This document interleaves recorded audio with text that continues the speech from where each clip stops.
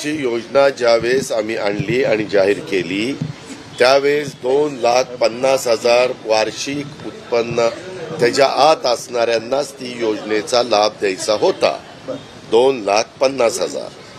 परंतु नंतरच्या काळामध्ये आपल्याला वेळ कमी पडला आणि हे सगळं तपासण्यामध्ये आम्ही जूनला योजना जाहीर केली. आम्हाला ऑगस्टमध्ये आम्ही पहिले जुलै ऑगस्टचे पैसे दिले, सप्टेंबरला सप्टेंबरचे पैसे दिले, ऑक्टोबर नोव्हेंबरला ऑक्टोबरमध्येच पैसे ऑक्टोबर नोव्हेंबरचे दिले, असे 5 महिन्याचे पैसे दिले.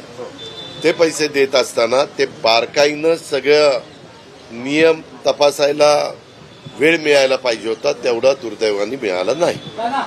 एक ऐक जरा दादा काय दादा मागे जे कुणाला दिलेले आहेत त्यांचे कुणाच्याही लाडक्या बहिणींचे पैसे घेतले जाणार नाही.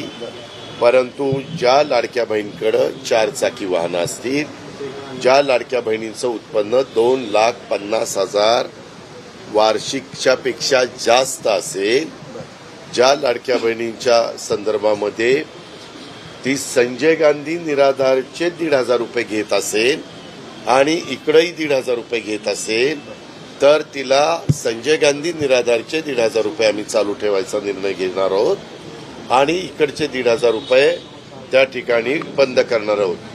लाभ देताना कुठल्या तरी एका योजनेचा लाभ लाभार्थ्यांनी घ्यावा अशी शासनाची भूमिका पहिल्यापासूनच राहिलेली आहे. अरे थांब रे बाबा, त्याच्यामध्ये केंद्र सरकारने 500 रुपये महिना हा आमच्या शेतकऱ्यांना सुरू केला, म्हणजे 6,000 रुपये वर्षाला. तशाच प्रकारची योजना राज्य सरकारची पण आणली, 6,000 रुपये वर्षाला म्हणजे 500 रुपये महिना. ती मात्र केंद्राची वेगळी योजना आहे, राज्याची वेगळी योजना आहे.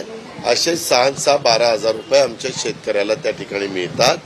परंतु राज्याच्या ज्या श्रावणबाळ योजना असेल किंवा राज्याची संजय गांधी निराधार योजना असेल, राज्याची लाडकी बहिणीची योजना असेल किंवा इतर अनेक योजना असतील, त्याच्यामध्ये एकच लाभ त्या लाभार्थ्यांनी घ्यावा. आम्ही आता ऐक ना,